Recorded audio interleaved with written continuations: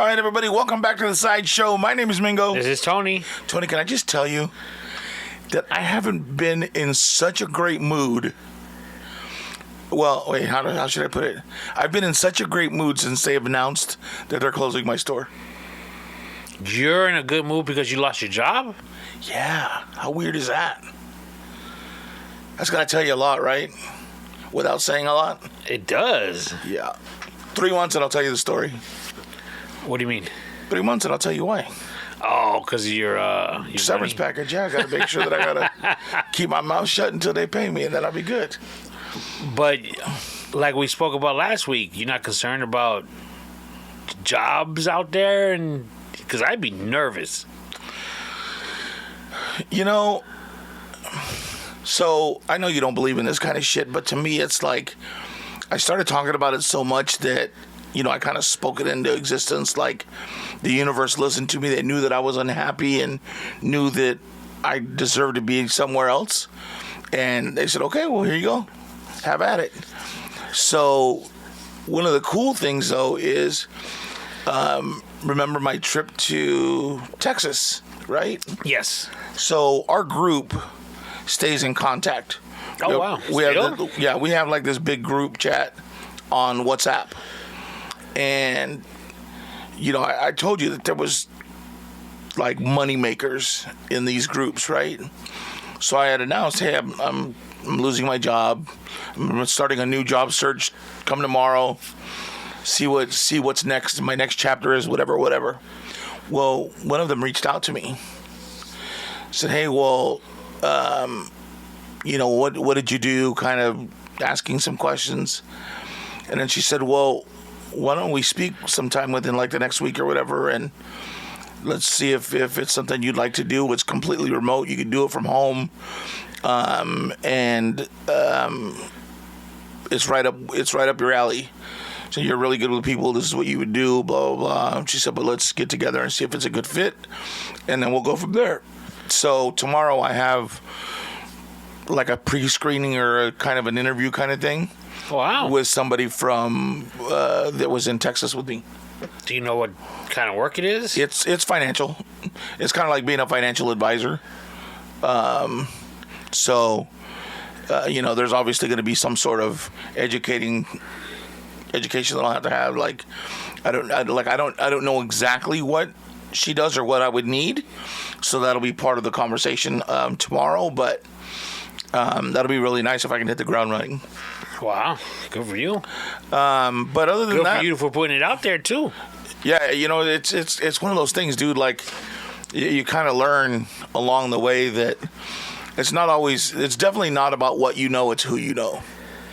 That's true. You know what I mean? A lot of life, you land gigs and you start your journey in life or in careers.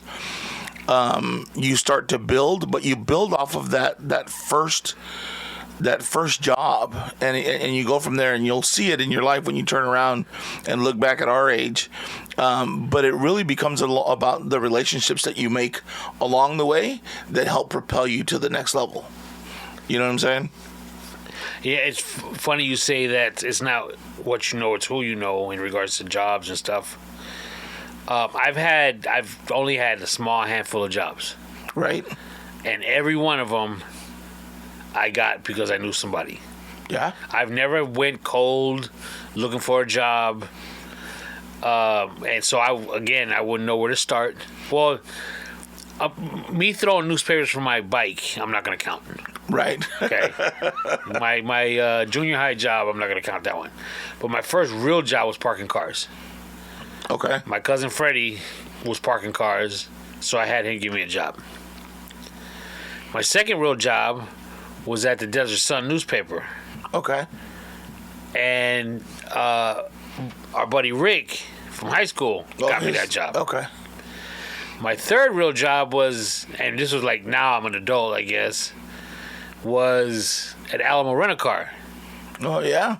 And my neighbor got me that job because I saw him. I used to see him coming home like during the day in a new car all the time. Different car. And you're like, I want that. I was like, what do you do? He's like, oh, I washed cars at this rent-a-car spot. and I just come home for lunch because it's not too far from here. Oh, didn't they just let him use a car? No, well, no, you don't tell them. You just do it. We used to do some scandalous stuff in the rental car industry. I don't know if we've ever talked about that. Not how scandalous you were, no. And my third job, cleaning pools, again, my cousin Freddie got me into the job. Wow. Well, I think I got into the bank by myself because we did ROP. And I went from... Oh, shoot. I used to work at a bank, too. Yeah, I did ROP from, like, junior and senior year, and then they hired me right out of high school. And then I was there for about 5 years out of high school. And then I went to go work at Circuit City. And I did that for a few years. I started off when their building was... God, what is that? The alley now? Or something like that. So where that's at now, that's where I first started at Circuit City. And I was with them when they went across the street before it became Best Buy. And then I went to Radioactive, and I was there for a little while. You worked at Radioactive? Yeah, I worked there for a little bit, yeah. Really? And then... that was a stereo shop. Right. And I worked at the one in Palm Desert for a little while. And then they gave... God, what's his name? Carmona. They gave him his own store in Indio. I remember that one, too, on Indio Boulevard, on 111. Yeah. So I went to go work for him there. And then I lost my car, which made me lose my job. I wasn't making the payments on it. I wasn't able to keep up on it. Because that's the year my parents had left. So I was in that house by myself paying bills at that house, trying to keep up. I was too busy doing drugs and drinking and doing all my dumb shit, chasing women, than to pay bills, right? And the good old days. Oh yeah, bro. And then so I lost my job there because I lost my car, and then I got a job at Sam's Club. And I remember I would shave my head because I couldn't afford going to get a haircut every 2 weeks because my hair grows so fucking fast that I'd have to go every 2 weeks to get a haircut. So the best thing I knew what to do was shave the motherfucker. So I'll shave my head. And when I say shave, it wasn't totally bald, like it was just lightly fuzzed, right? Like a 1 all the way on everything. And I didn't want to do anything but get carts. Because I was fucking angry. I didn't want to deal with people. Just let me be out in the sun. I felt like I had to punish myself for whatever was going on in my life. At that time, I had to punish myself. So I was in the... I needed that to rise out of it. You know what I mean? So I used to walk from here to Cat City to go to work at Sam's Club. Oh, that one? Yeah. Oh, yeah, that from that time period. Yeah. Wow. And I wouldn't catch the bus because if I caught the bus, it would make it too easy. And then I'm like, what the fuck do I need to, get a car for? I could just ride the bus everywhere. You know what I mean? So I didn't want to do that. So I'd leave the house a couple hours before I had to be to work with a gallon of water and walk my ass to work. Do you remember how long that took you? It got shorter as the time went on because I was in better shape. Everybody thought I was on drugs. It's still a long time. Yeah, everybody thought I was on walk. Everybody thought I was on drugs because I was losing so much weight, but I was just fucking walking everywhere. I mean, I was still drinking, so I'd go to work, and on the way home, I'd buy a beer, and I'd be done with it by the time I got home. Normally, somebody would pick me up because I was off at night. And then sometime during the summer, there was a girl that lived around here that would give me a ride to work, or some of the homies would give me a ride to work. And then, so I did that for a while. And then I was going to unemployment in Palm Springs one day. And I was just going over that overpass by the wash right there, where the bowling alley's at. Yep. So just past that, my boy had a car shop there called Move Motorsports, and they were doing like all the newer cars and shit. You know what I mean? So I stopped in, and the dude was like, "Dude, what are you doing?" So I just walked from, 1,000 Palms. I got to go to the unemployment office. He said, you fucking walked from 1,000 Palms all the way out here? I was like, yeah. He said, you're fucking dumb, dude. And he said, just fucking call me, dude. Don't do that shit. I'll come pick you up, dude. I'll pick you up. I'll take you home. We'll get you lunch, whatever you need, dude. You're not fucking walking through the desert every day like that. You're fucking crazy. You're going to pass out. And so we started hanging out. And God bless him, dude. Still a good friend till this day. Like, he helped me through a really, really, really tough time.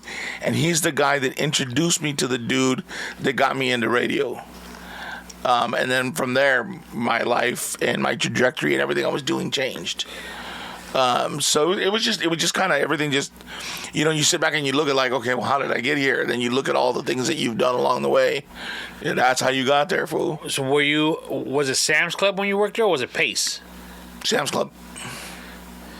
What was Pace? Pace was before it was Sam's Club. It was called Pace. Oh, I don't know if Pace became Sam's Club or Pace you're right. Closed or. I think it was before.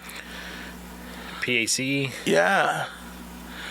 Because I was right next to that big Kmart that was right there. Yeah. And right before that fucking Kmart went under, that shit opened and then Costco ate them up. Gone. Could you imagine if you'd have stayed at Sam's Club where you'd be today? Yeah. But you wouldn't have stories to go along with it. Yeah, that's true. I wouldn't have the life that I led. But still, you'd be up there with Sam's Club, kid. Yep. You imagine how, I'd be set for retirement. You probably would be. I have, because the profit sharing, all that bullshit, part of what your pay scale is. Here's what's funny, though, is that when I went there, the lady that was my boss, and I get this a lot, but I did it on purpose back then, is I just looked like a little shithead back then. Back then? Yeah.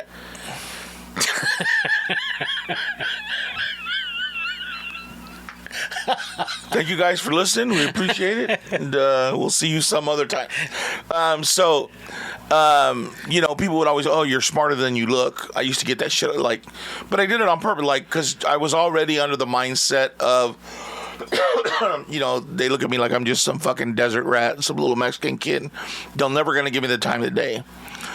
But it happened with this Mexican girl. When I first started, I got there and she had just left on. She left about 30 days after I got there on maternity leave. And even if she was short, she would never come to talk to me about going on registers. Even though she was short, meaning short-handed, they didn't have anybody to go run a register, she wouldn't come talk to me about it. Okay, I didn't want it. I wanted to be outside. Just fucking leave me alone. I just need to be in my own head for a while, right? So one day this manager comes outside, dude, this white lady. She said, hey, can I talk to you for a minute? She said, yeah. So what are you doing? Getting cards. What do you mean? No. What are you doing? Why are you out here wasting your time? She said, I just pulled your I came across your application. She said, you worked in a bank, you've done all this stuff. Why are you not on a register or asking to work in the vault? I said, I'm just not in the headspace for it. I said, I just kind of was okay with coming to do this. This is what I was hired for. This is what you guys had available. She said, listen, how would you feel about it? Let me put you on a register for a couple of days and see if you like it and see how you do, blah, blah, blah. She's like, all right. So I went and I did that for a couple of days, and then it came a week. And, I was used to being at a bank, so all my money was always in the same direction. It was all nice and neat. All my coupons were in the same place. My drawer was always neat. I couldn't count money if they weren't all facing the same fucking direction. I was just anal about it. And so at the end of the week, the lady that runs the vault there, she had come and she was like, she told everybody, she says, look, this is the way your drawer should look. This is at the end of the night, when we were all done. She said, look at the way he does it. This is the way it's supposed to look, blah, blah, blah, blah. So this lady that was leaving me outside was gone by then. She was on maternity leave. So I started working with this lady, and that same manager came to me and she said, "Hey, listen, I see that you have banking experience. The vault manager is leaving for 30 days. She's going to take vacation, and she's got some family things going on, so she's going to take a month off. Would you mind learning and running the vault for us while she's gone?" I was like, "Well, yeah, I can do that." Okay, cool. So I did. I took a week and I learned how to run the vault and do all that, and I ran the vault while she was gone for a week. And everybody was just like, "Who the fuck? What the fuck is going on?" And so when she came back, everything was right, everything was good, everything was the way it was supposed to have been done. And then they put me just on what do you call it? You couldn't get carts anymore. They wouldn't let me go outside because I was ringing people out faster than everybody else, and I was selling the insurance on electronics and all that shit. Nobody else would outperform everybody on the line at the time. And so finally that chick comes back, and it was right in time to give me my first evaluation at the store. And she pulls me in, and she's sitting there, she's reading it, and she closes it and makes sure to reread the name or whatever. And she opened it again, and she says, "Wow." She said, "Who would have known?" She says, she said, "I've never seen this. I've been here 5 years, and I've never seen anybody never be out on their drawer, whether over or short. Your drawer's been perfect, right. Blah, blah, blah." I said, "Well, had you pulled my application instead of judging me by the way I looked, you would have seen that I worked at a bank for 6.5 years. I says, I'm more than capable of doing this, and I ran the vault for a month and a half while you were gone. I don't know if that's on there or not." Well, she said, "It must be because they're giving you a substantial raise and blah, blah, blah." I said, "Well, then take note of that. Don't fucking judge people without knowing who they are there first." You go, fucking up your positions. Well, I don't give a shit, dude. I was like, I didn't care. I didn't want to do it I was happy being outside. But it was just like, how, you know what I mean? Why you got to act like that? You're supposed to be my raza. You're supposed to be my people. Hold on a second. Weren't you the one that was just saying, "I didn't care"? You're bringing that into the workplace. Bring what into the workplace? That's attitude. Nah, I was cool. I didn't say shit to anybody. Ain't nobody knew that. That's okay, well, that's still bringing something in. You're tripping. Why you always on everybody else's side? Why ain't you never on my? How long have we been doing this, Tony? Like 2.5 years, dude, and you ain't been on my side once. not one time. But you're saying I just want to do this, put my head down, be quiet. Now he wants to justify him not being on my side. Now you say my manager never looked at me cool, for potential. Well, damn, you ain't talking to nobody. I don't need no friends like you. I don't need enemies. I'm cool, dog. I know where we are. That's cool, dog. That's all right. So how long did you last after that? I think probably about 6 months, because I got connected and left for Albuquerque within that time frame. Oh, for radio. So from that you went to radio? Yeah. That's what I bought my bags, where I could put my life in. I left California with 2 big ass bags, bro. I got clothes. I had a stereo. I only had the 1 pair of shoes, but I had clothes, and that was it, dog. I was gone, killer. I worked at a bank as well. We both did the what was it? ROP? ROP. And my aunt got me that job. My Aunt Lydia. Really? Yeah. So that's another job that somebody got me. Yeah, I got fired from that job though after a couple years. I came up short, like you said. Mm-hmm.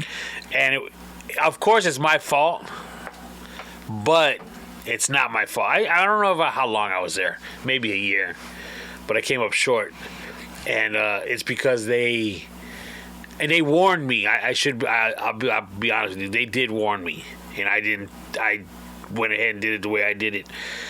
We had gotten a batch of new money, new bills, tight money, right? And they're like, you need to be careful because they stick together. Oh yeah. And all that, and I came up short. Like they didn't tell me how short I came up, but it was short. It had to be a substantial amount. Yeah. So they were like, yeah. Or it had happened often. I don't know if they would have let that shit slide if it was happening often. Yeah. Well, it could have been small amounts.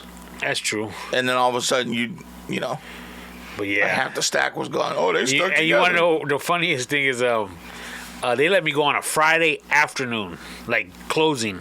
Yeah, you know they do that on purpose, right? Why? That way the business was closed for the weekend. You can't come back and shoot that shit up. I never thought about that. Yeah, when you're supposed to fire somebody, or when you're going to fire somebody, you try to do it as close to the end of your pay cycle. Okay, yeah. And you don't do it Friday morning. You do it as close to closing time on Friday as possible. That way, when you close, most they're gonna do is come back and break windows. Ain't nobody got to get hurt. Ain't nobody gonna get in the way. It makes total sense because I thought, and one of the reasons why I thought this, and maybe she's the one that planted it in my head, was my aunt was pissed that they fired me on a Friday after we were done with our shift. Really? Because we used to get really busy on Fridays. You know, Friday's payday. Right. And she was like, they had you work just because they needed another body. They knew they were going to let you go in the morning. They should have just let you go. That's fucked up with them. You know, she was pissed. Well, but not only that, but they probably paid you through the end of the day on Friday, so why let you go early? Got me, but they let me go. That was the worst. I got fired from the Desert Sun. Oh, that's right. But you said some shit to somebody, right? But they lied on me. Said I wrecked one of the little Toyota delivery trucks. I didn't wreck nothing. I quit parking cars. That got, I was aging out. How old were you when you stopped doing that? Probably like 22. You said like 6 months ago? No, actually,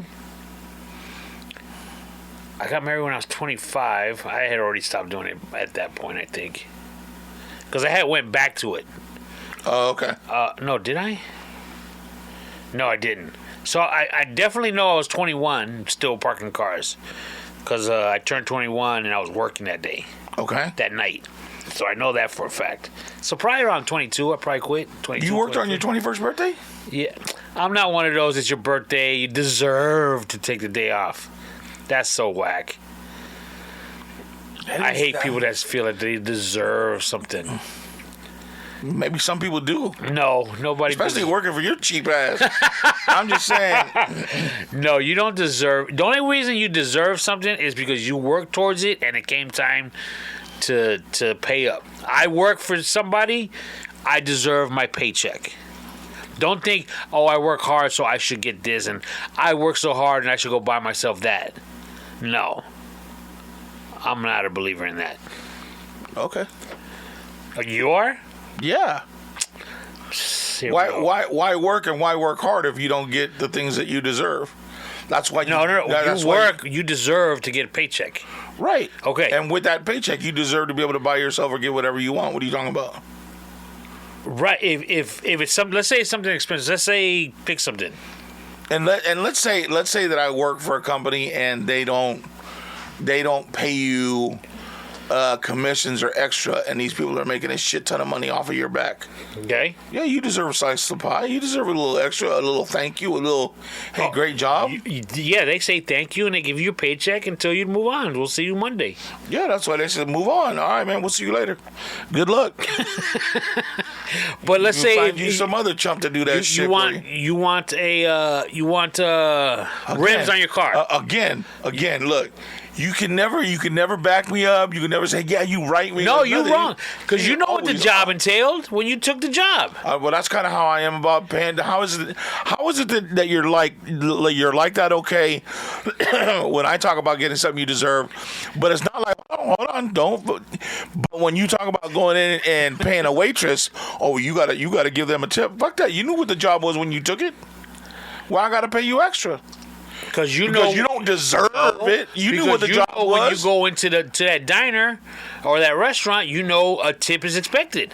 You know that. Well, I know that a good service is expected. Along with it, if I don't get it, you don't get a tip. Okay, yeah, that's true. But what are you don't- saying? But because that's what you. Oh, well, they deserve it. No, they don't fucking deserve it. They knew what the job Man, was. I never when- said they didn't deserve bullshit. it. I say I tip because I want to tip, Yeah, I bet not you- because they deserve it. Well, then why else would you give them a tip? Because that's part of the program. That's how everything's set up in this world. No. That's why when you walk up now to pay for a sandwich at If Subway, was, they ask you if you want to extra round up for a tip. how fucking stupid is that? Or like when you go pick up food at somewhere that you ordered. Okay, well, do you want to leave? No. For what? You didn't serve me. You didn't do shit. You box it up and put it in a bag. I still Get the do it fuck outta too. here. You're a chump. I like them hitting that bell, ding ding ding, and everybody says thank you. See what I'm saying? Brings a smile. That brings a bigger smile to me walking out with more money in my pocket than, you know what I'm saying? But back to deserve. Like, I don't deserve to have the day off because it's my birthday. What is that? Yeah, I don't. Okay. I'm with you on that. But I'm saying that for your 21st birthday, like that's a milestone. That's not a birthday. That's a milestone in your life. 21. But you have probably been drinking since you were like 13, so it didn't matter. I mean, you had a fucking full beard at 10, so you probably go buy a fucking 12-pack, right? So you're an exception to the rule. But most people, Yeah, I know. I can't stand it when people take the day off for their birthday. really? Yeah. My company, well, they used to when I worked there before. I won't get it again because my birthday is not before the end of this month, but they give you. Before the end of this month, you mean in the next 4 days? Yeah, I know, right? Well, and here's the fucked up part is it's not. They give you your day off, but just as your second day off during the week, you don't get it paid. They just make that one of your days off. Really? Yeah. Oh, see, now it's different, right? Well, yeah, because they shouldn't be giving you the day off to begin with. But if they're going to, okay, then give them the day off. And pay for it, right? Well, yeah, if you're going to give... That's well, what I said. no. Time out. Here we time go. out. No. I ain't saying to pay for it. But if, let's say, you're a Monday through Friday, and you're off on the weekends, Okay. and your birthday's on a Wednesday... If they say hey, it's your birthday, we'll give you the day off. We're not gonna pay you for it, but if you want to take the day off, feel free. I can understand that, and not say, but you'll have to work Saturday or Sunday to make up for it. No, if they're saying it's your birthday, you have the opportunity to take your birthday off. Let me ask you this.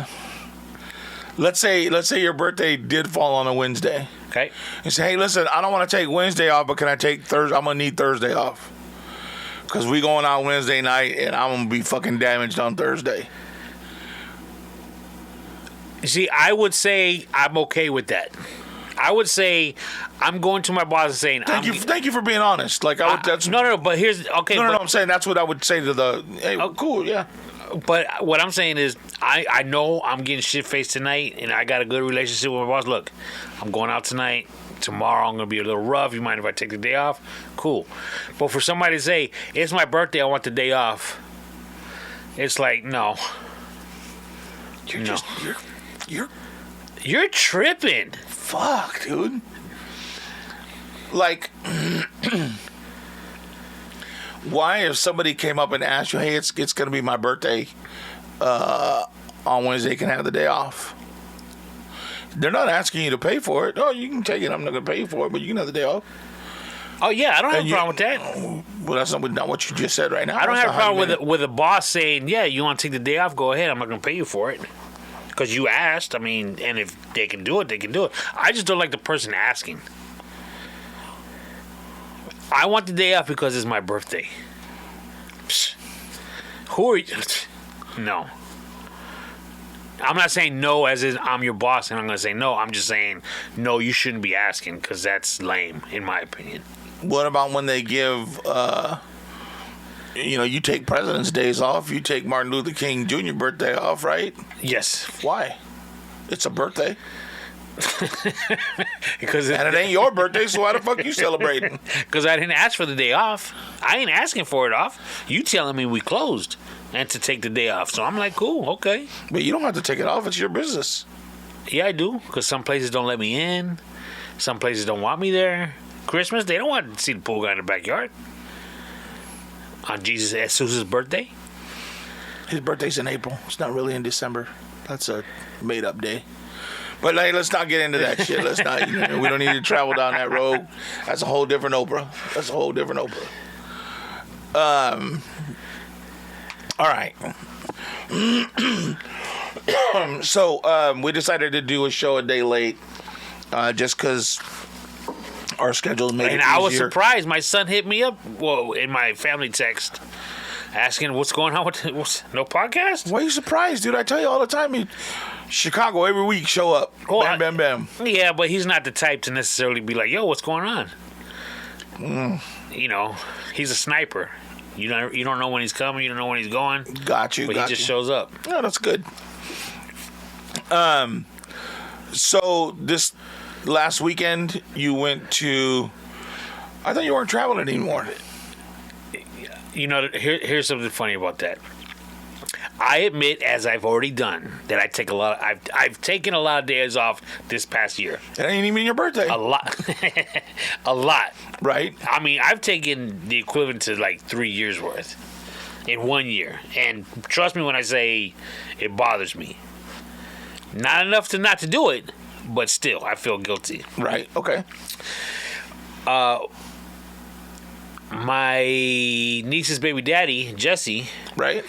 I felt he took a lot of days off this past year as well. He also does pools. Okay. So we were actually conversating a week or two ago. And we were talking about something totally different. And I actually told him, I said, well, dude, you take a lot of time off. And he's like, what are you talking about? I said, you take a lot of days off.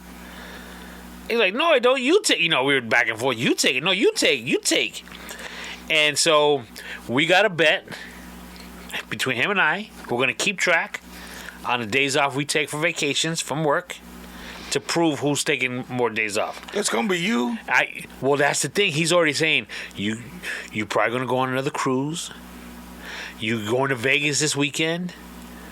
So I'm thinking to myself, damn. And my son, he's going to be moving in April. He wants to move out of his apartment because it's too small. Okay. He asked my wife and I to come out to help him move.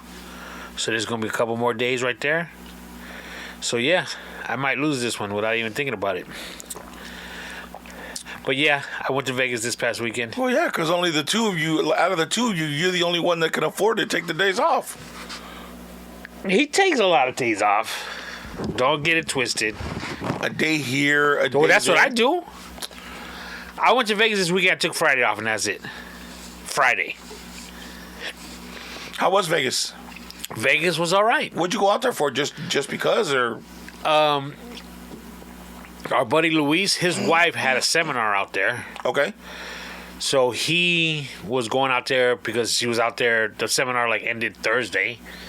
Oh, so cool. they decided to spend the weekend out there. Nice. And he threw it out there, and we decided to make it like a late 50th birthday for him because we didn't do anything for him for his 50th. Okay. So that was the deal there. And nice. we left Thursday night. Came back very late Sunday night, which is a whole story in itself. So you came back late on Sunday? Very late. How'd you handle Monday? Or did you take the day off? No, I worked. All right. So we'll start from the beginning. All right. We were supposed to leave at 5 o'clock. In the morning? No, at night on Thursday when everybody got off of work. Okay. 5 o'clock. Because actually did I tell you I went to a Firebirds game the night before? No, but I remember the we went to a hockey game.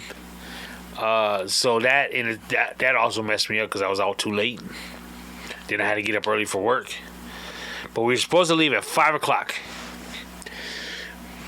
Luis texts me, 5 o'clock I'm picking you up, and then we're going to go pick up Rob because he's driving. He's driving his minivan. Okay. Rob says, oh, make it 5:30. So here we go. Rob late than the motherfucker all the time. He got a new nickname. Cinderfella. So 5:30 comes around. Luis texts me, yo, I'm going to shoot through, pick you up, going to Rob's. I said, why, bro? Let's just wait for him to text because, he ain't going to be ready. No, we're going. Cool. He picks me up. Now, there is 3 couples. Makes it 6 people. With luggage in a minivan. Okay? Okay. His wife was already there, so going there's only 5 of us with our luggage. But coming back, it's going to be 6 of us with our luggage. What do you mean? She was already up there, his wife, Luis's wife. Oh, yeah, okay. Okay. So we packed the small bag. You know how you got your bigger one and then you got your smaller one. Right. So my wife and I, believe it or not, we were able to fit everything in our small bags. How long was Melissa there before you guys went? She went up there like Tuesday. So she got a bigger bag than all of you guys. That I don't know. I would assume. Right, I'm just saying because you were gonna have to ride back with it in the van, right? So you have to kind of think about that. Yeah, you minivans only got so much space. Right. 6 people. So again, I packed a little bag, she packed a little bag. Luis picked me up. He had a cooler in there with some drinks. He had his little bag. We threw in my little bag. We threw in my wife's little bag. Cool. We roll up to Rob's house. Both of them got the big bags, suitcases, with another bag on top, with some other items. Rob had bought himself a brand new pair of shoes. He still kept them in the box. Well, yeah. And we're like, bro, we're just going for a few days. We ain't moving out there. But you never know how you feel, though, dog. Trust me, I know. I'll pack 4 pairs of shoes. I'll pack 10 pairs of pants, 20 shirts, 10 watches, because you don't know exactly what you just said. I get it. You never know. That's right. But when you're under a constraint, you gotta minimize. You gotta pick and choose, yo. You got to. 1 pair of shoes that'll match with everything, and a nice pair of shoes. Thank you. Trust me when I say, my wife and I driven up there by ourselves, we'd have packed a trunk. Because you never know what you want to wear. Right. You don't know what the weather is exactly going to be like. And we bringing jackets, sweaters. Right.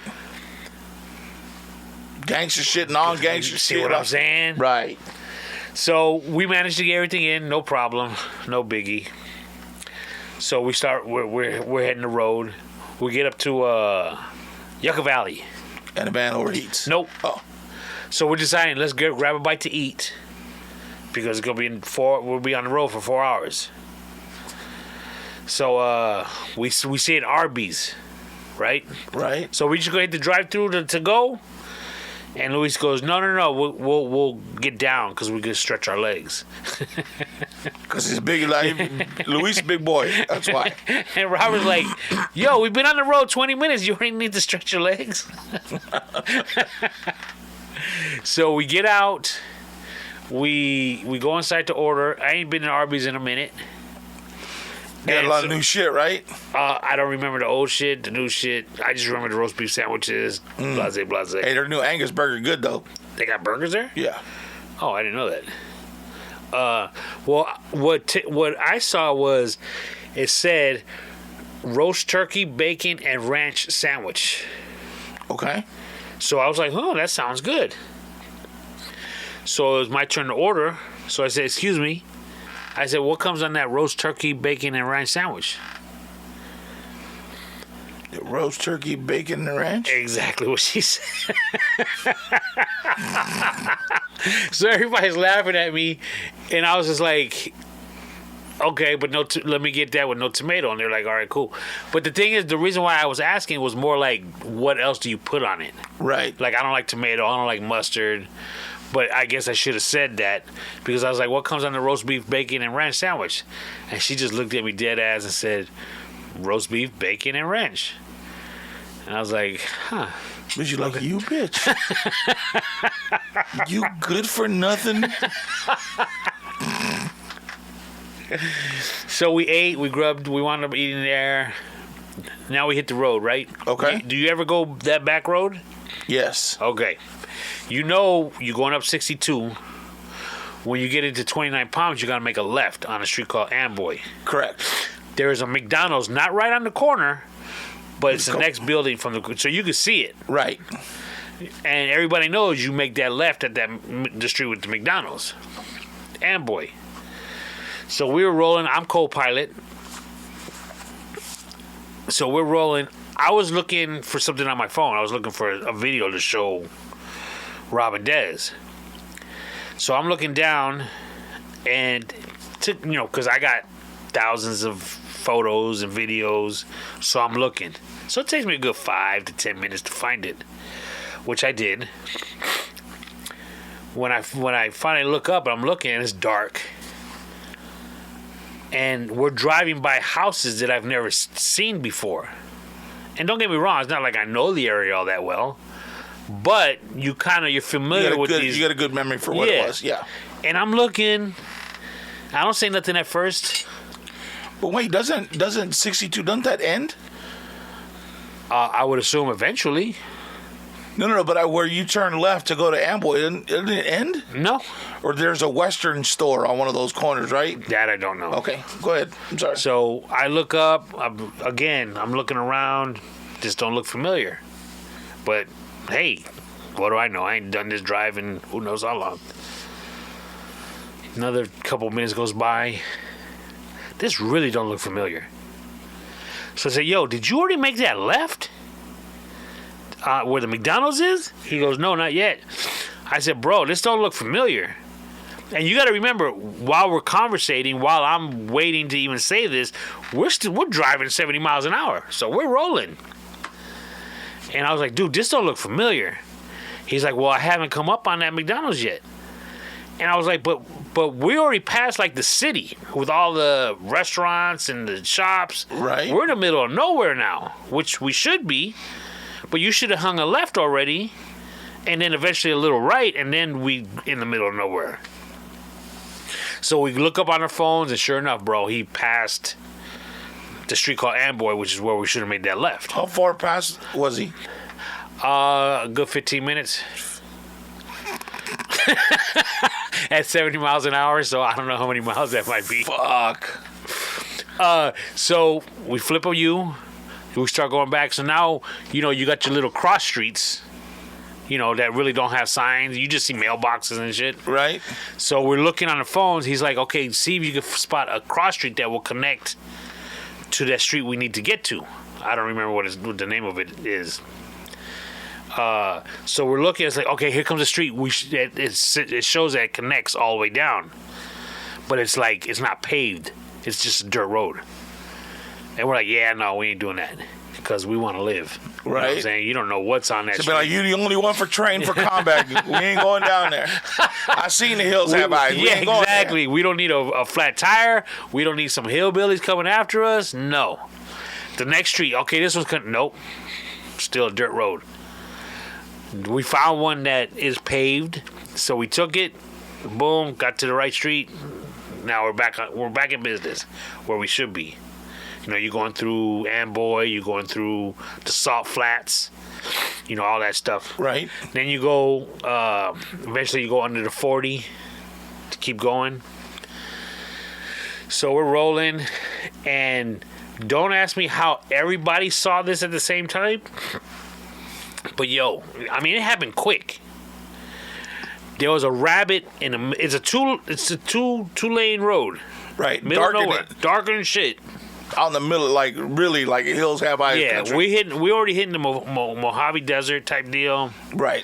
Kid, there was a rabbit in the middle of the road. I swear to God, right on the yellow line. And that motherfucker must have been sitting down 3 feet tall. Big rabbit.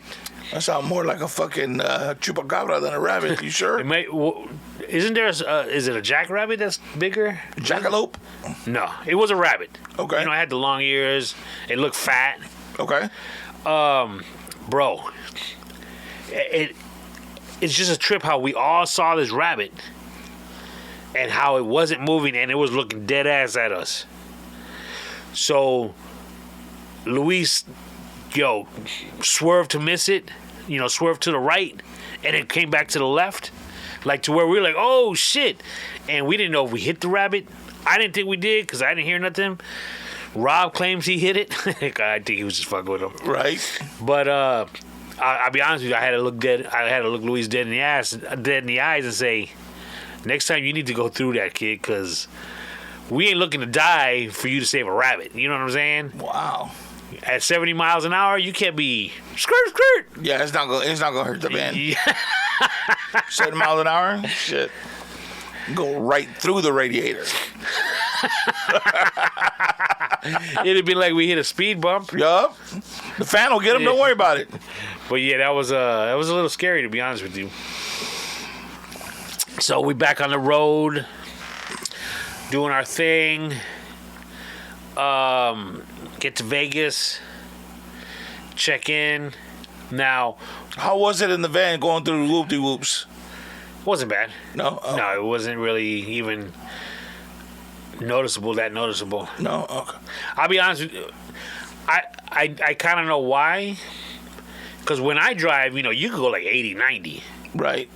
And especially during the day, because you could really see. Right. His brights, I'll be honest with you, with his bright lights on, not very bright.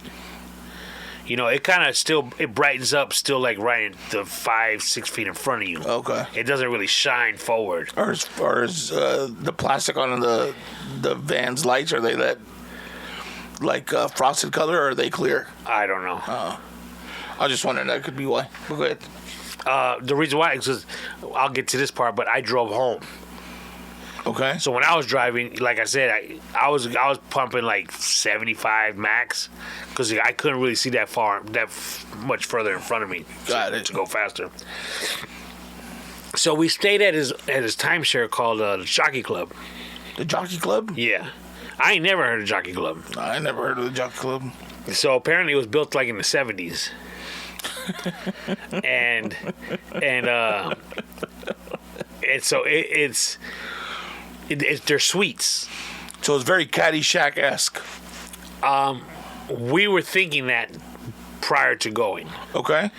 I mean, we were thinking bed bugs. We were thinking crickets. So we roll up, and what it is according to Luis, it's a hotel that refused to sell to like the newer hotels, like to be torn down and then built over. Right. So they built around it, in a sense. Okay. And what I mean by that is, on one side of it is the Cosmopolitan, and on the other side of it is the Bellagio.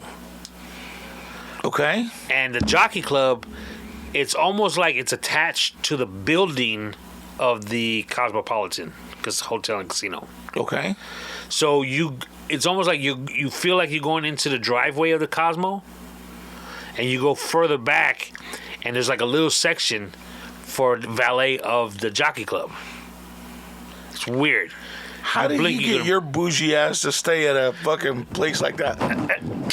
Without you... okay, go ahead. Initially, Hilda and I had our doubts, but we were like, you know what? It's for him. It's his 50th birthday weekend.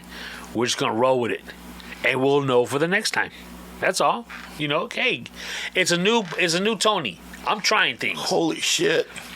So we get there. I better get in on this action before that new Tony go away. We get there, and it turns out the bellmen, they get off at 9, so there's no bellman. So Melissa, his wife, was already there. What do you need a bellman for when you just got 2 small bags? Oh, but we had a grip. I mean, with everything, we had a lot. Okay. We get in there. We go up to the room. Robert checks in. He's like right across the hall from us. Place is great. Really? Yep. Dining room, living room, kitchen. 2 bedrooms, 2 bathrooms. That's, I stayed with him. Robert, they got a 1-bedroom suite. Okay. Perfect. Couldn't ask for anything better. It was old. It was dated. They had a flat screen TV. However, right below it on the desk, if you will, the cabinet, it had like a CD player with little speakers and stuff. That's that old school Rat Pack feel. And then they had a DVD player attached to the TV. Shit. It was, it was dated in that sense, but dude, clean. Everything was nice. Couldn't ask for a better situation. Okay. So we wound up. We sat there at the dining room table and we started drinking, talking, and the plan was to go to Fremont Street. Okay. We were a little tired, not a big deal, but we were having such a great time sitting around the table talking that we actually said we might as well just stay here for the night and get a jump start tomorrow. Okay. It's a good plan. Good, yeah, good nothing night's wrong with rest. that. But then after about 20 minutes, Luis was like, no, I want to go out. So we were like, all right, cool, let's go. You can always count on Luis. Yes, you can. So we go downstairs. Now, remember how I told you, like, the jockey club is attached to the wall of the Cosmo? Yes. Well, apparently they have an entrance you can go from the jockey club into the Cosmo. Oh, nice. So, yeah. So we took an elevator, boom, right into the Cosmopolitan Casino. I don't think I've ever been to that casino. Dude, it's nice. I've been to it a couple of times. Nice. Dude, walking around, grabbing a drink, bullshitting, people watching. Not bad at all. We go outside. We wound up going to Planet Hollywood. Go check that out because it's right in the middle of the strip, which is another good thing. I usually stay at the last few times we've gone, we stayed at the MGM. Okay. And I like it because it's at the beginning of the strip. You get off the freeway, you're there. When you're ready to go home, you get just right back on the freeway. You want to go on the strip's right in front of you. You're at one side, drive down, come right back up. Okay. Boom, that's my deal. Plus, you're across the street from New York. You get you some pizza. Yo, that's what it's all about. So, but this was nice because it's right there in the middle. Okay. We go to Planet Hollywood, hang out, chit chat. We wound up leaving, going to the next casino, which was Paris. Okay. That's where we wound up staying. Like, we were at the bar, chilling, drinking. So, now it's like 2 a.m. We're hanging out. Great conversation. Time for us to go. Right? We're calling it a night. Okay. Myself and Luis, we still had drinks left. So, you figure it's around this bar, it's Robert, Luis, myself, then my wife, Melissa, and Dez. Okay? We're in a half circle. Okay. Now, of course, the 3 fellas are talking amongst each other, and the 3 girls are talking amongst each other. Okay. However, when the drinks are being ordered, it's as a group, hey, what do you want now? You know what I'm saying? Right. We ask for plastic cups because they're not going to let us take glass outside. Bartender gives us Luis and myself plastic cups. Okay. We pour our drinks. Luis and I, we go to the bathroom. We come back from the bathroom, our drinks are gone. No. Now, don't get me wrong, it's not like they were full drinks, but our drinks are gone. So we told the bartender, what's going on? Oh, I thought you guys left. We're like, well, yeah, we went to the bathroom. He was like, well, yeah, I just saw, your glasses here. You didn't put the napkin over it? No, is that a thing? Yeah. Oh, I never heard of that. Yeah. Whenever you leave the table, if you want to keep your drink, you put the napkin over the cup. Really? Yeah. You learn something new every day. That way they know, fucking leave it there, I'll be right back. Is that right? Mm-hmm. Huh, okay. So he was apologetic. I'm sorry, what were you drinking? I'll make you a new one. And we were like, nah, don't worry about it. We're just going back to the room. But it was still like, what the fuck, Plus, the girls are still there. Right. They should. So it's like, are those guys coming back for these drinks? You know what I'm saying? Something. Right. I'd have taken the other drink and not finished it and just left it there. Because it's going to be a long day. It's going to be a long weekend. I don't need a headache. Right. So we get back to the room, call it a night. Perfect. No harm, no foul. Everything was all good. It was 2, 3 o'clock. No, it's like 4 o'clock by this time. Okay. Surprising. I'm up for a good 24 hours, but at this point. Right. Wake up about 8. I can't sleep in unless it's like I'm really bad. So keep in mind, Luis is pretty toasted. The reason I say that is because I don't think he was not buzzed the entire weekend. Wow. So we get up, we go to a restaurant called the Peppermill. It's like a diner. Right. Like an old school diner. Okay. Grubbed. How was it? It was really good. My wife and I, we go there almost every time we go there, out there. Her aunt turned us on to it. Okay. It's usually a long wait, especially on the weekends, but this is Friday now, so we got right in, no problem. Is it like off the No, strip? it's on the strip. It's closer to Circus. Oh, okay. But it's one of those like staples that's been around forever. I mean, it looks like when you walk in, it's like you're back in the 70s. We went to one. It's off the strip. It's like a bluish building. It's some sort of waffle place. fucking banging, bro. This place, yeah. It took about 45 minutes to an hour to get in. Waiting. You're like, God damn, this shit was worth the wait, dude. It was banging. And so we did that. We ate.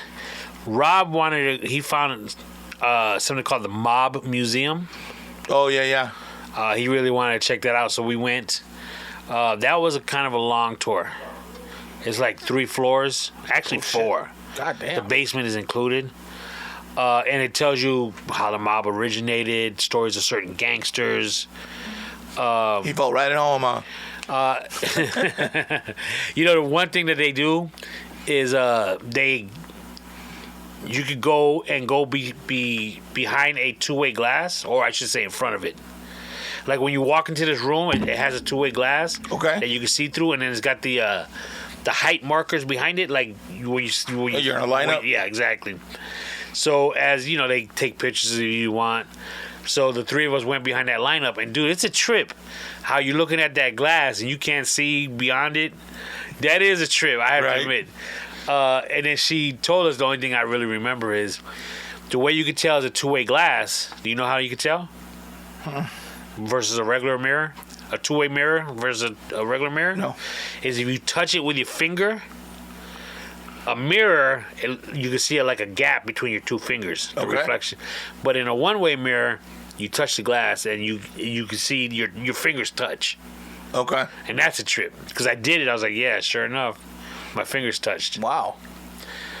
But, so that's like the first floor. No, you started at the 3rd floor, and then you work your way down, 2nd floor. And it was a little long, I have to admit. So, Rob, we took one for the team for you on that one. Because Luis fell asleep. There was one part where you see like a short movie. Right. Luis and his wife fell asleep during it. You know, it was a rough one.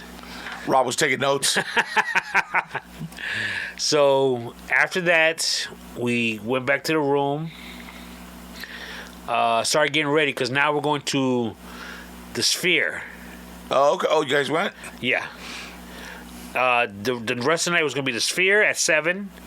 And then we had a nice dinner planned after the fact. Okay. Now, let me tell you, this Sphere is incredible, kid. Yeah.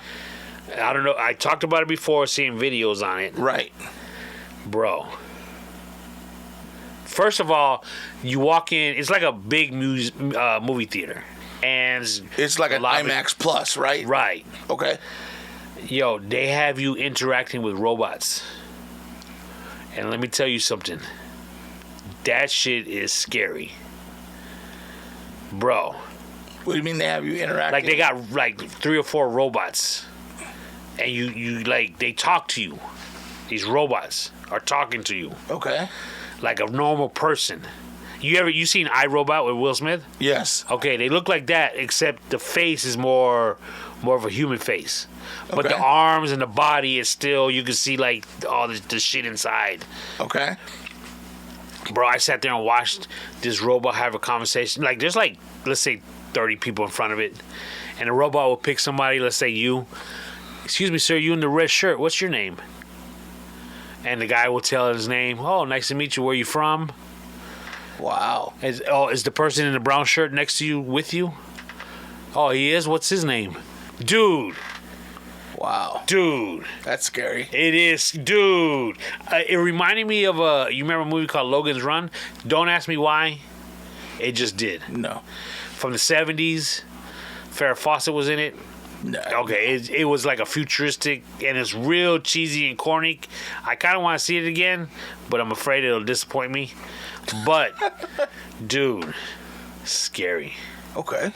There was another robot. I didn't get in on it, but apparently they had like you stand in front of it in 4 different sections, like strips. Okay, a certain section in front of it. Okay. And what that robot was telling you is, I heard him saying, or it, you know, stand in, let's say, line 1, and we're going to play music. And in line 1, all you're going to hear like the drums. And then we're going to have you shift over 2 steps to line 2. And in line 2, you're going to hear like trumpets only. In line 3, you're going to hear this. And if you're not in these lines, you hear all the music. So I was listening to all the music. Okay. And then the people were in line 1. You know, they were like bobbing their head, and then the robot says, "Okay, move over to line 2," and they would move it, and then you could tell they were like, "Oh shit," they were hearing something different. Dude, that's a trip. Yeah, fuck. So we finally get into the theater, which is the Sphere. The steps are really narrow and deep. Okay. So you're like walking into a dark movie theater, but the steps, you're stepping down, like you got to be careful. It's almost like you're feeling like you're going down a cliff. Oof. When you sit down, like the person in front of you, my knees were like, the back of their heads was my knees. Okay. That's how low they're sitting. So like people who get scared of heights like myself, you can almost get scared because you're like, it's almost like it's looking straight down. Yeah, that's crazy. So you have this Sphere, and in it they have like a movie screen, a white movie screen, like that's where you're gonna watch the movie. Okay. So you have to admit it looks a little whack, Movie starts. It starts off as a space story, like there's 2 astronauts that they fell asleep, kind of like Planet of the Apes type deal. Okay. Where they're being woken up. Right. And you're watching it on the screen. It just looks like a movie. So the movie itself is supposed to be a story about how us humans messed up the Earth, and these 2 astronauts travel to a distant planet to start a new Earth. So they were waking up these 2 astronauts, and they were slowly waking them up. Okay. And they were saying, remember when the world was like this? Remember all the animals, and remember the sky, the blue sky. Remember the running water, stuff like that. So as the narrator is saying this, that screen, like it has a picture of the Earth, and the Earth just starts getting bigger. And remember this, and remember that. And the Earth is just growing and growing, the globe, I should say. Bro, and then it went beyond the screen, the little square. Okay. And then all of a sudden, bro, the whole theater was you looking into the sky. Oh, that's cool. Dude. So you were now on the Earth looking up. It felt like if you watch like Top Gun or a pilot, right, in a plane where he's got that big mask that's all glass, right. If you pretend that is what if that was you, and you could look up, left to right, dude, and it's just nothing but screen. Oof. It's incredible, bro. Dude, you should drive up there just to watch this. Really? And just drive back. Wow. Dude, it's got you. How much was it to go into it? Somehow Robert got in on one of those Groupon deals. Third party type. It was like $65. Oh, that's not bad. Regular price is like $104. Okay. Not bad at all. Worth every penny. Okay. It got you going. It have you like flying through fields, through the Grand Canyon. And bro, when I say through the Grand Canyon, I'm talking you looking up, you looking left and right. Remember how I said the theater was like a dark movie theater? Yeah. It's all lit up now. You could see all the people. It's like you're out there in the middle of the day. Wow. Dude, it's a trip. So it's kind of like when you say that, I'm picturing soaring over California at... Yeah, Disneyland. Yeah, something like that. Wow. Certain parts, it was windy, and all these, you don't notice it, but all of a sudden this wind is blowing in your face. And this place is humongous. It's a trip how they got it set up. Wow. How they could do all these things. They got you underwater. You got sharks flying in front of you, or swimming in front of you. Dude, it's incredible. So it's just fucking with your senses the whole time. Yeah. Well, you just literally feel like you're there. Wow. Because, again, you can look straight up and you see what would be straight up. It's a trip. I'm telling you, bro. That's crazy. It is. It's incredible. So when you said that it's worth every penny, is it worth every penny of the 65 or of the 104? 104. I think if you go like at prime time, which is like at 9 p.m. or 7 p.m., yeah, it's like 134. Okay. Worth every penny. Really? Every penny. Dude, I'm telling you. I would say I wouldn't be mad at you if you drove up there just to watch the show and drive right back. Wow. Because it's that kind of an experience. That says a lot. That's pretty impressive. It is. It's incredible. From there, at this point we're. Oh, excuse me, I got to backtrack. When we were about to leave for the Sphere, my nephew Steven Champ showed up. Oh, okay. Because he was going to join us for the weekend as well, but he had to leave on Friday, so we all went there. So we had to take 2 Ubers there. Okay. 4 and 4, because now there's 8 of us. Okay. We had reservations for a dinner at an Italian spot. So as we're walking to the rideshare pickup area, where the taxis, the Ubers, and all that kind of good stuff, Luis sees this dude, in a big black SUV, and he's like, the dude's like, you need a ride? And Luis says, well, there's 8 of us. And dude's like, well, if you want to climb in. So for all of us to go together, we all jumped in. Nice. 2 of us were on laps. Meaning Melissa and I, Luis's wife, shared a seat. Okay. In the middle. And Luis and Dez shared a seat right next to me. So we get to we get dropped off, right? So we say, how much do we owe you? Now, these Ubers have been running us $15, $20. Right. My man said $20 a person. Holy shit. Bro. Should have asked that shit before you got in. Dog, he got us. Yep. 100 because then it's too late to haggle, right? Yes, $160 this guy charged us. Holy shit. Man. How far did you guys go? It was a good 20-minute drive.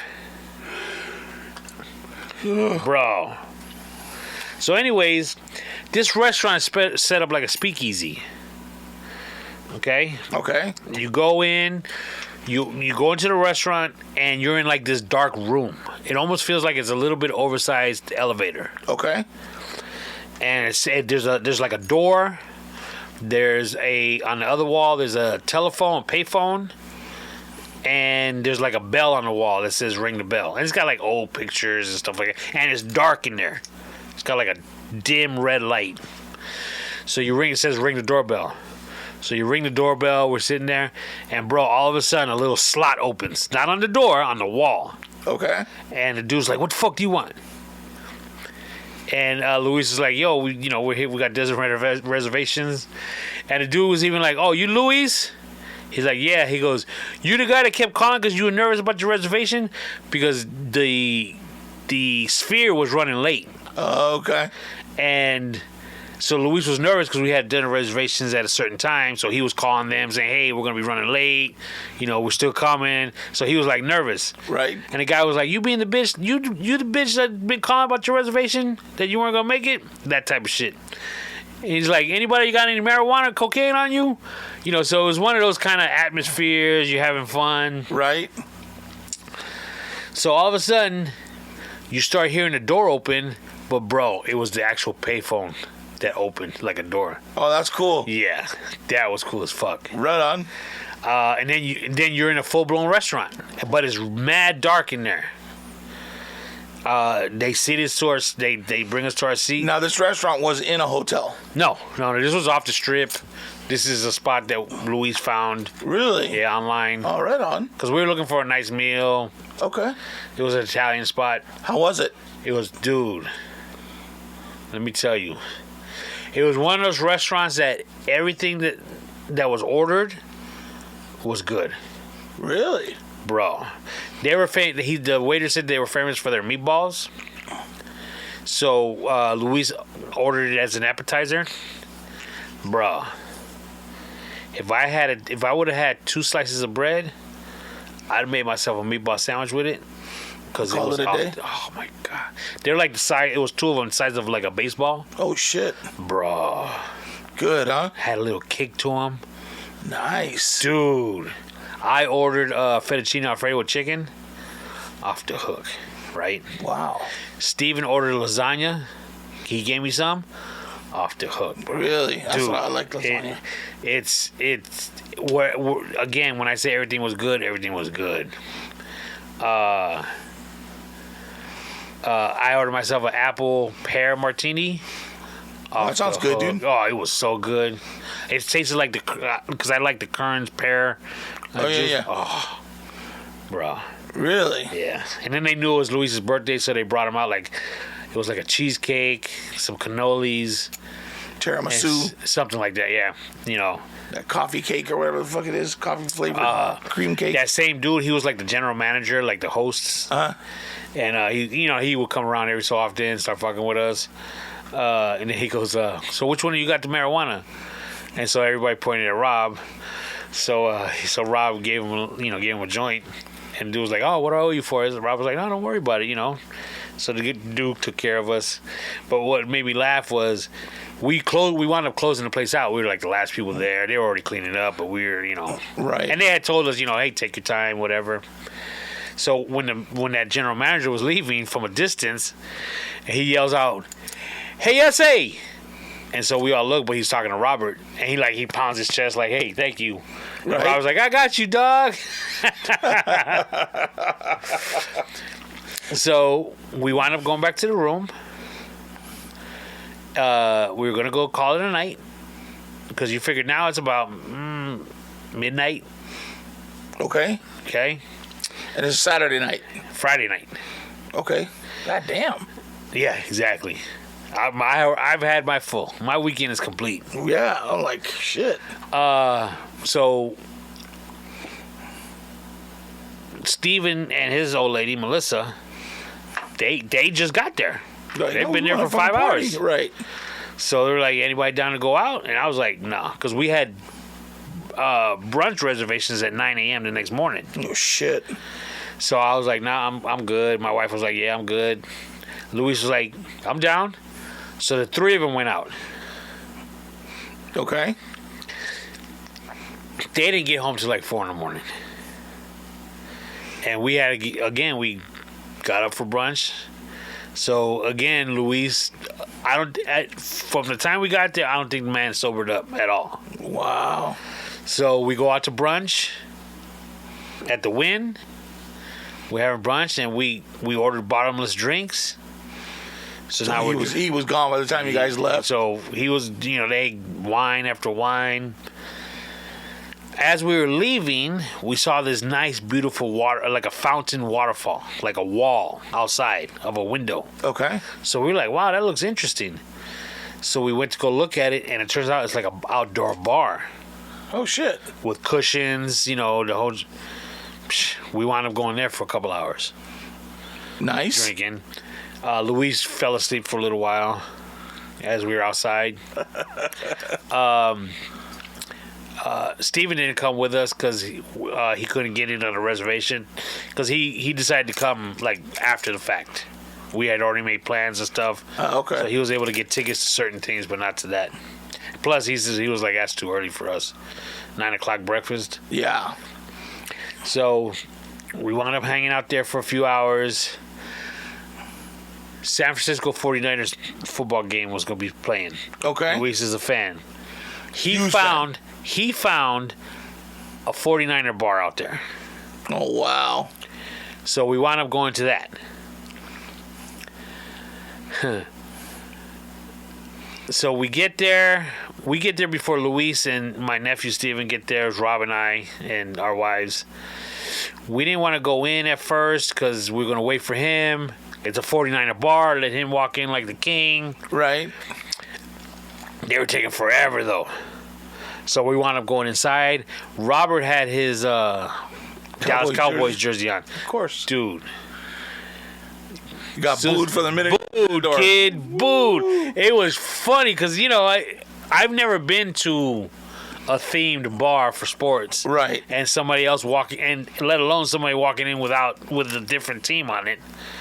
That's hilarious. And they're booing him. He's like, "I'm just here with my buddy, da-da-da, da-da-da." So after about another good 10 minutes, Luis finally shows up. My man, as soon as he walked in, yelling, "Go Niners. I'm home. This is my kind of bar." Getting the crowd like he does at the hockey game, kid. Getting chants going. That's hilarious. So we're at this bar, right? We order food. We order wings. We order nachos. We order beers. We notice that food's not really coming out for anybody in there. All right. They're shorthanded in the kitchen. Wow. Wow. After, I don't know, a good 15, 20 minutes, the wings and nachos come out. The alcohol was no problem. Right. That was not a problem. But we had ordered a lot more food. And then some people were getting some food. Some people were getting up, going into the kitchen. Where's my food at? Wow. Bro. It was bad. Now, during this time, the 49ers, they made a play that was really good. I don't remember what it was. Right. And, every time they did something good, high fives were going everywhere. Luis is getting up, yelling. Bro, they must have scored a touchdown or something. And I swear to God, bro, he was standing up, like, yelling, hooting. And this Asian dude, 49er fan, because he had his jersey on and everything, jumped on him.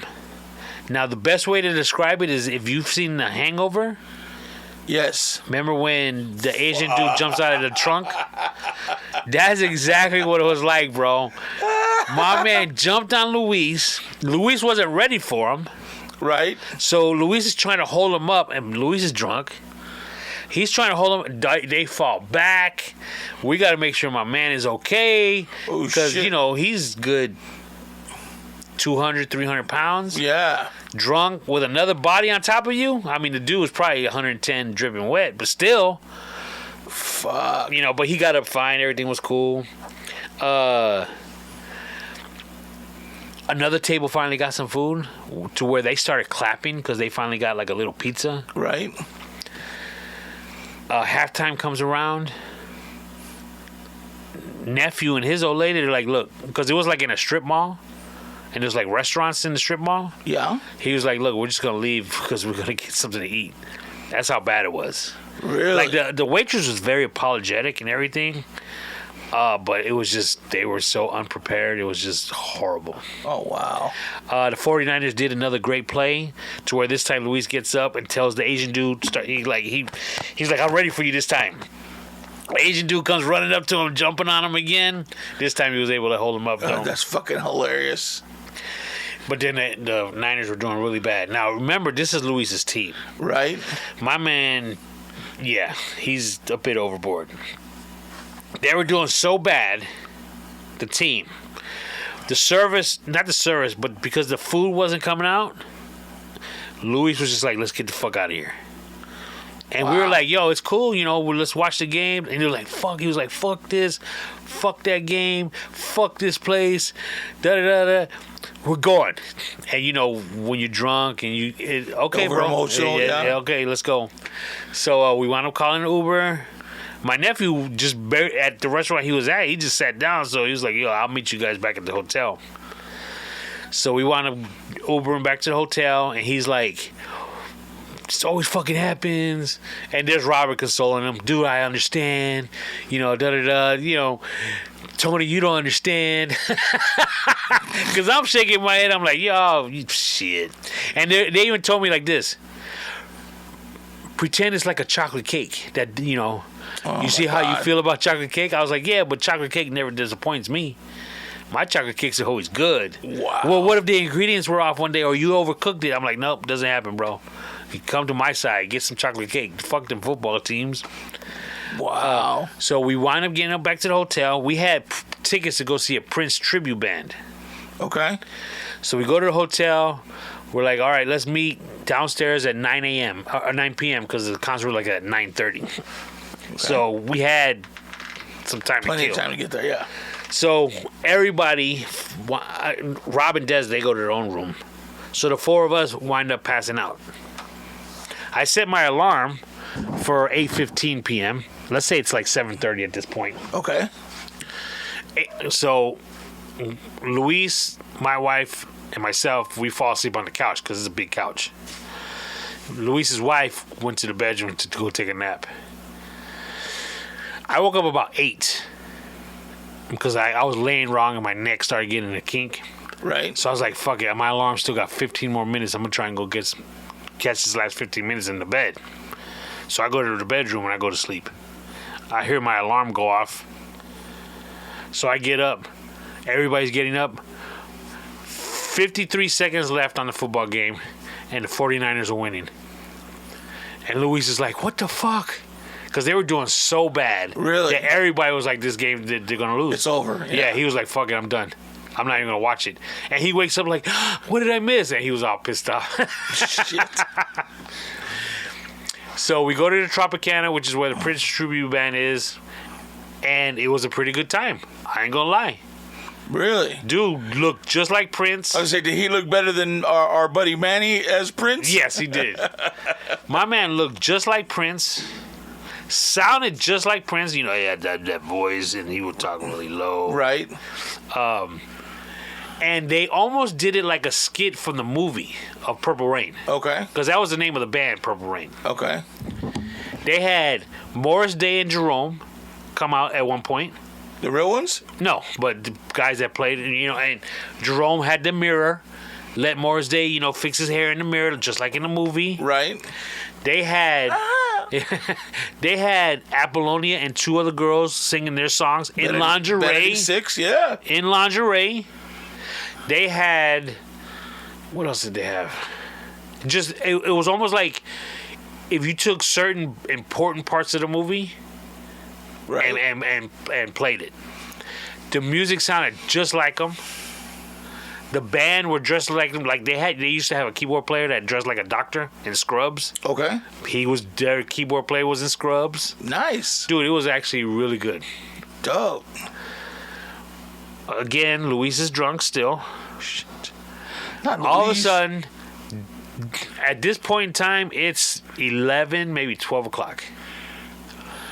They decide they want to get tattoos. Everybody decides they want to get tattoos except for my wife and I. So they're what trying happened to the new Tony? Yeah, fuck that.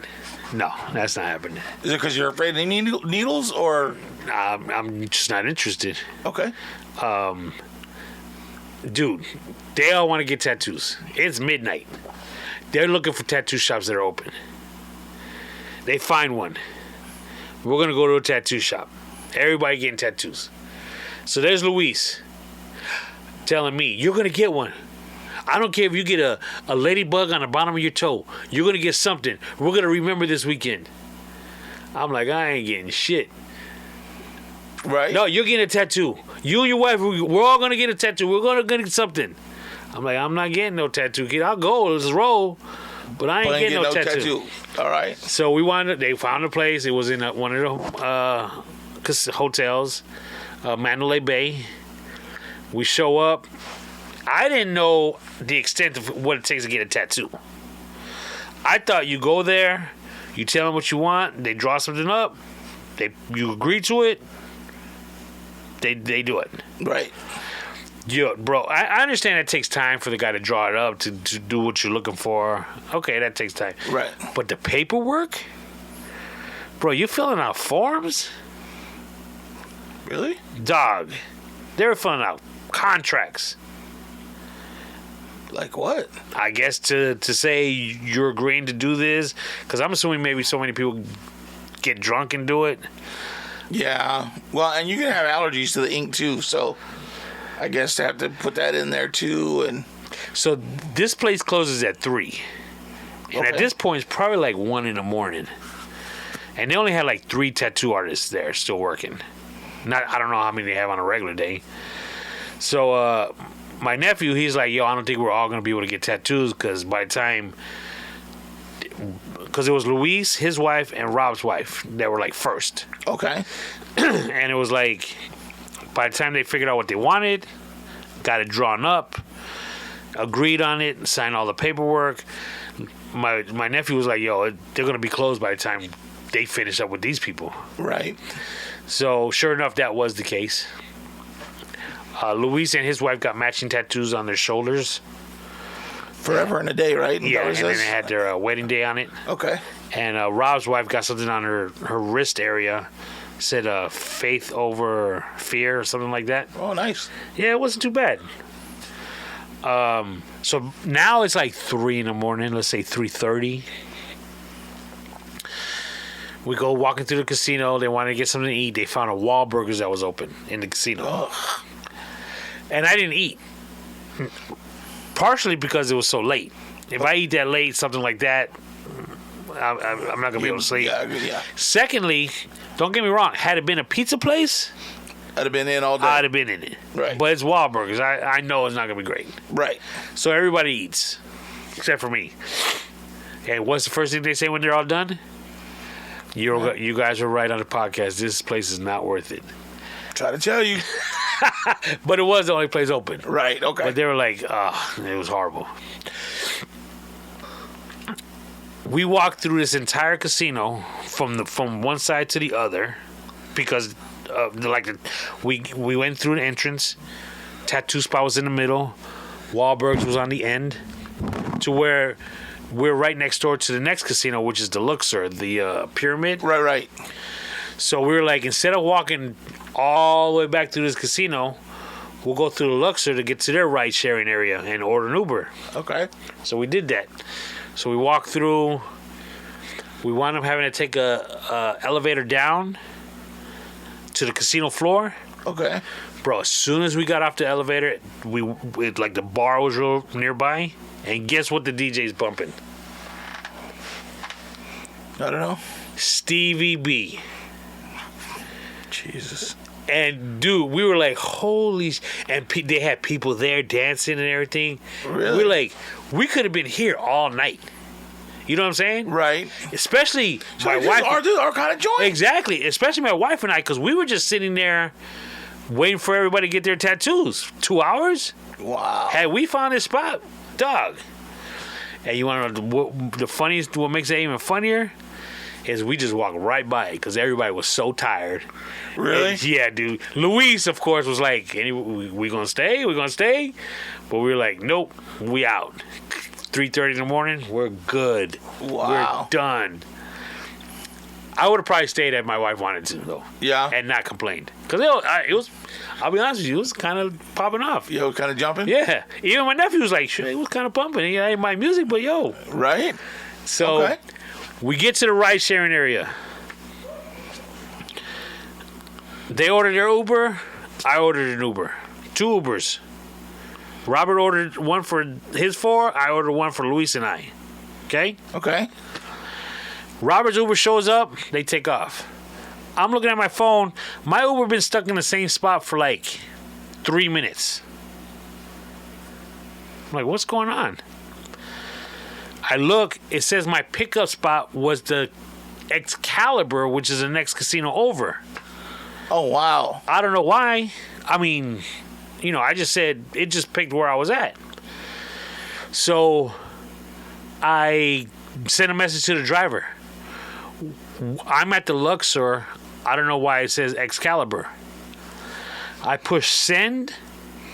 As soon as I hit send, my phone dies. What, you just had no battery? Yeah, I ran my battery drained. Oh, wow. I go to Luis. His phone is dead. One thing I forgot to mention, when we went to brunch and that bar with the fountain, Yeah? Luis's wife lost her phone. Oh, shit. So she don't have a phone. So I grabbed my old lady's phone. Well, I wait a couple minutes to see if the driver got that message. Right? Nobody ever showed up. Now, during this time, people were getting dropped off because this is the ride share area. Right. So I grabbed my old lady's phone. She got the Uber app. I go to it, go to click on a ride. Credit card you have on file is expired. It's like, fuck, because she never uses it. Right? Fuck. So I get the credit card. I go to her settings. I enter a new credit card. And during this entire time, Luis is drunk.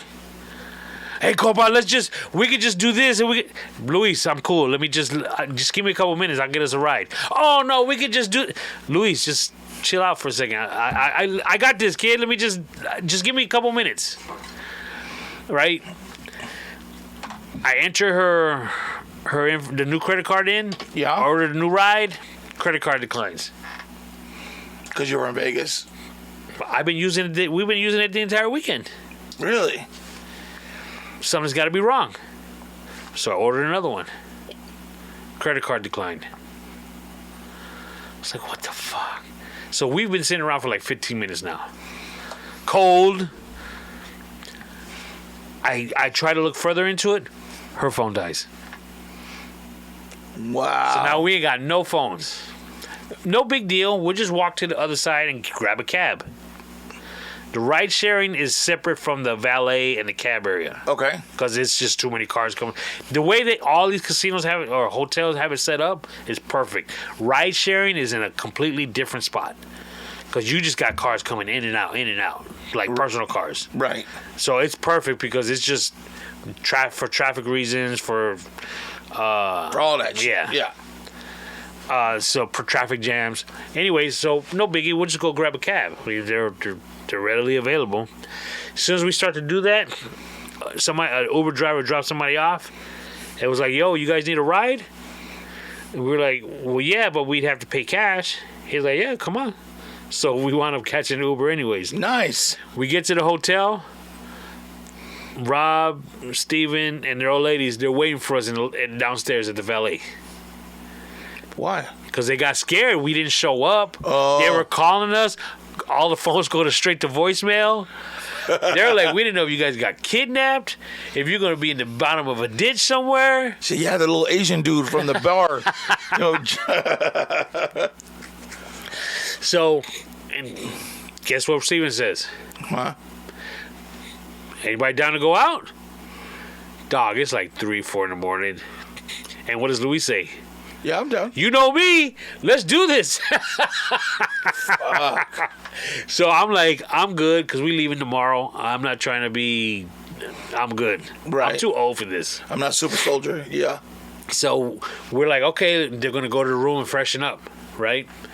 From the point of outside, going up to the elevator, walking to our rooms, it was dead quiet. Nobody was saying, okay, let's get ready. Nobody was saying it. Everybody just went to the respective rooms and just went to bed. Wow. So you guys didn't end up going anywhere? No. You got to remember, it's like 4 in the morning, kid. And it's still popping off out there. Oh, yeah. It was like fucking... But I'll be honest with you, it was really dead on that Thursday night. I was surprised. I didn't know Vegas got like that. I thought it was like crazy all the time. Do you think it's like that because of of still everything? One of the Uber drivers told us that it's peaks and valleys. If there's something really big going on, like the week or two after that, you could expect it to be slow. Okay. And they said because of that Formula race car stuff that just happened. Yeah. They're like they're in a valley. Oh, because they're setting up for whatever's coming next. Yeah. Okay. They still had like stages up from that race. Wow. The next our final day here, Sunday. We wake up. We decide we're gonna go eat somewhere. We go to a Margarita. We went to Margaritaville. We go there. 2 Ubers. So what time is this? Because I know that you weren't... This is like 11. Oh, okay, that's kind of late. We get to the restaurant, and Luis is like, yo, I'm not going to make it. I'm not feeling too good. I feel like I'm going to throw up. You guys go ahead and eat. I'm going to go back to the room, maybe catch some sleep. I'm not feeling good. I'm not going to make it. So him and his wife walk back to the hotel. Because it's a quicker walk than it was taking a ride. Because of all the people and stuff. And so we were going to let him sleep.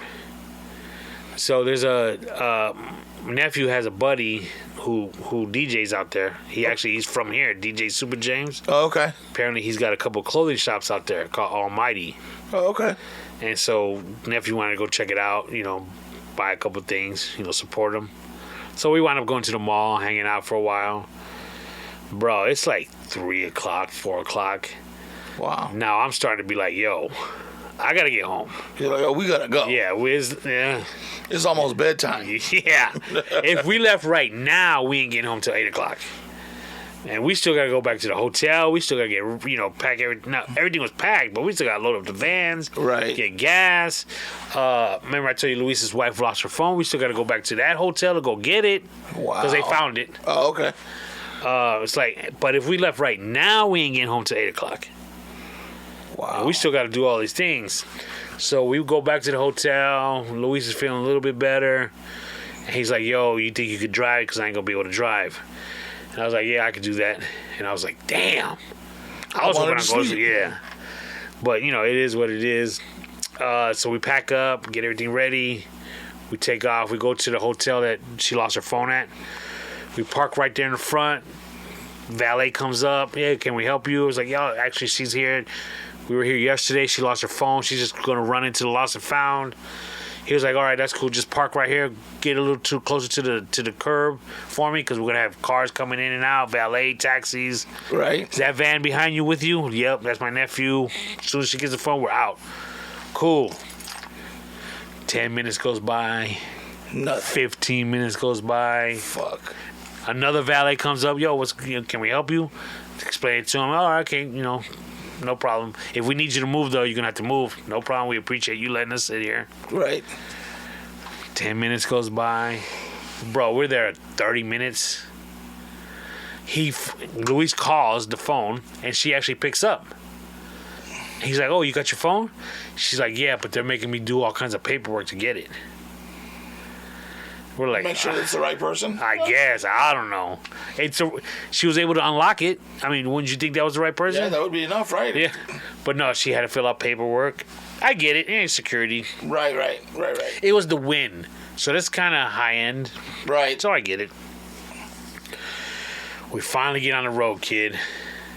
Got home about 11. Holy shit. 10 to 11.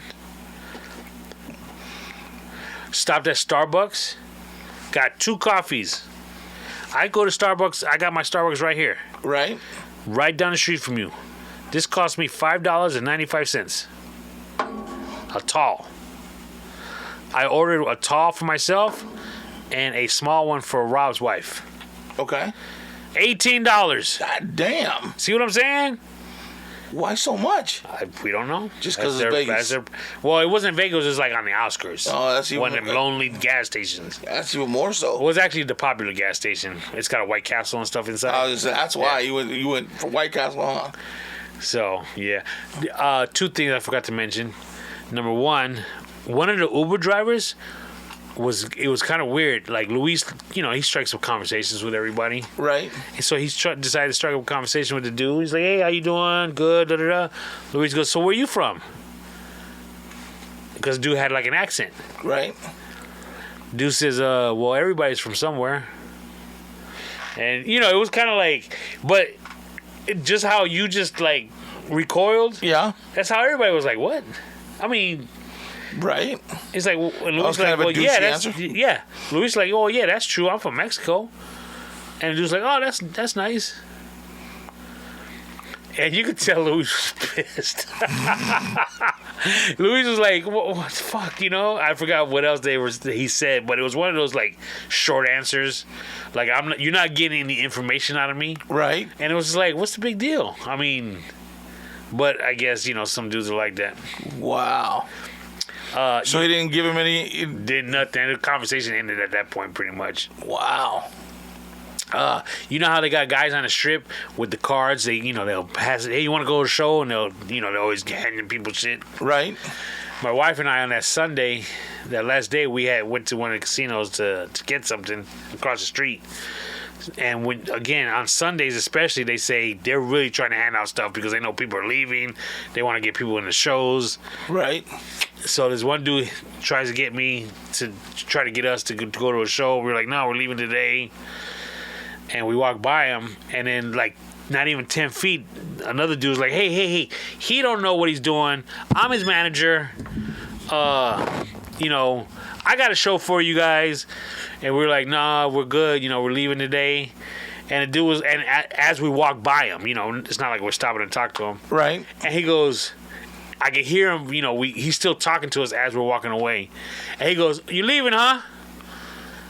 Just like my daddy left me when I was little? Dog, I fell out. Just the way he said it was perfect, kid. I turned around, I started laughing at him, and he started laughing, and he goes, you kind of look like him too. I was like, you wasting your skills out here, kid. That's fucking hilarious. You need to get you a good job. That's funny shit. Wow, so you was out late. Yeah, I did. It was a long weekend. It was good, though. Well, at least you guys didn't end up in jail. Nobody got lost or got into a fight or anything like that. That's good. That's real good. Let me ask you this. My old lady's upset with me that I told her this. Well, my old lady's upset with me because I was honest with her. That was your first mistake. When she was at that gas station when we were leaving, I was outside. Luis was outside. Luis's wife was outside. So was Steven and his old lady. Okay. So the only people, and there's a big gas station. It's like a mini mart. I mean, like a mini Walmart. Yeah, it's huge inside. So Rob and his wife were still in there buying stuff. My wife was in there buying stuff. Like my old lady had like sweets, like coffee cakes and donuts to keep us up. Right. And she got me a 5-hour energy because ours she had already packed. So when she comes out of the store, when she comes out of the gas station, she tells me, she goes, "Oh, there was such a nice old lady in there, cashier."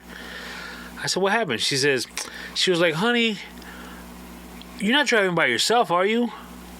And I said, "No, I'm here with some people."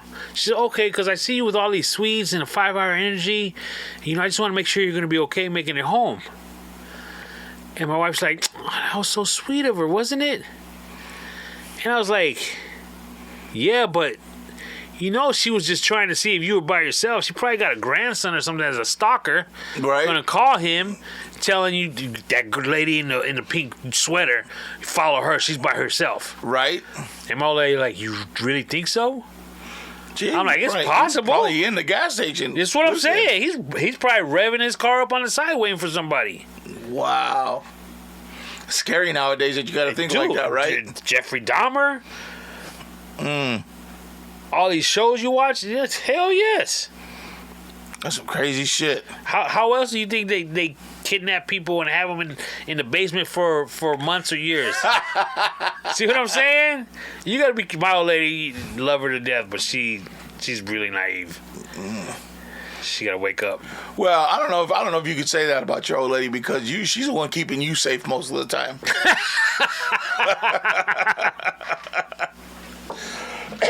I mean, most of the stories you tell, like she the one making sure. She the one making sure you okay, which is pretty goddamn funny.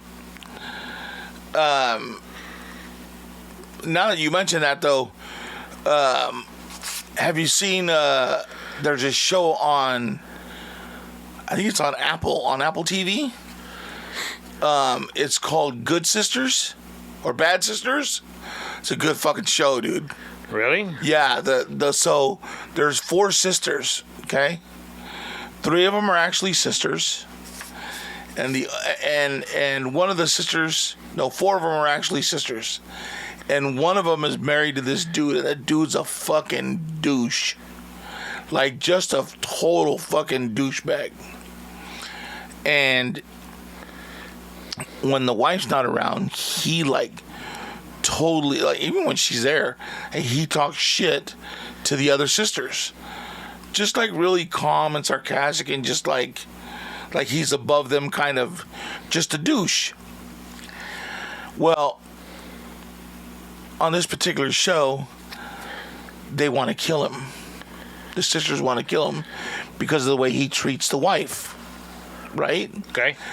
Now, one of the other things, the douche was driving one of the other sisters home one time, and it was after she had a major accident, and I think she killed somebody or something happened. Well, he's driving and it's fucking raining, and the girl starts freaking out, the sister, and she's telling him, "Fucking slow down. And she starts freaking out really bad, dude. So she reaches over and grabs the steering wheel, like, to kind of force him over to the side of the road. So he's yelling at her, struggling with the steering wheel in the rain, and all of a sudden he's in the other lane and a truck's coming towards them, and they see it. He hits the brake, and she slammed forward, and she hit the fucking dashboard so hard that she lost an eye. So she's got a fucking eye patch. And so it keeps going back and forth between present and past. And it just keeps, every time they do it, the dude is he's just a bigger prick every fucking time. Like, he's talking shit to his wife because she bought her daughter a training bra, and she's like 13, and, you know, there's a certain point at which a girl needs those kind of things to kind of start to begin her journey into womanhood or whatever. And so it's really good, dude. You got to check it out. It's a British show, though. The other one, it's on, do you have the Disney Channel? Yes. There's a show on there called Echo. Yeah, I started watching that. That shit is good, dude. It's my people right there. I should have known you was gonna say that. No, but did you watch the whole thing? Yeah. So at the end credits, when you see the last one, it gives a big shout out to my peoples. It said Choctaw Nation thank you to the people of the Choctaw Nation of Oklahoma for your help and blah blah blah blah. It's my peoples. Wow. My peoples coming up. Yep. Just thought I'd give them all a shout out. You know what I'm saying? There's a new show on HBO. I don't know how new it is. I just stumbled on it. It's called Bookie. It's got that. He's a comedian, Sebastian Manziato or something like that. Oh, yeah. I didn't like the way it was filmed. Bookie? Yeah. You saw it? I saw parts of it. Like, I saw the first one, and I just it didn't grab my attention. Is it good? So far, I've watched like 2 episodes. Really? He's him and his buddy. They're bookies, and they're like collecting. Okay. Dog, did you watch what he would try to collect from the hostess? I think so. The first episode, they're driving around, and they're going to go see this host. Or he might be a waiter at a restaurant. Right. And they're like, he owes us money, da-da-da. So he walks into the restaurant, and he goes to the hostess. He's like, yo, is Stan here? And so the hostess is like, no, he's not in right now. And he's like, and the bookie's like looking around. He's like, really? He goes, I don't remember how it went. And so he looks at the hostess. He's like, and then at this point, you look at the hostess, you could tell it's a dude, like dressed up like a woman. Right. And so I guess he transitioned. And so the boogie's looking at him like, Stan, is that you? And so he grabs him real fast. And he brings him to the back. And he's like, well, now I'm Samantha or whatever it is. Right. And he goes, oh, wow. Da-da-da. She's like, well, I can't pay you. Da-da. He's like, well, you owe me a lot of money. Yo. She winds up beating the shit out of him. Yes, I remember that part, yeah. So the dude goes back to his buddy. He goes back into the car. He's all beat up. His fingers broken, and it's funny because they have like his pinky going sideways. Like, take me to the urgent care. He's like, what happened? He goes, Stan is now Samantha, and he beat me up. Maybe I'll give it a second chance. Yeah, it's not too bad, actually. It's pretty good. All right. Well, any final words? Any birthdays we got this month? Hold on one second.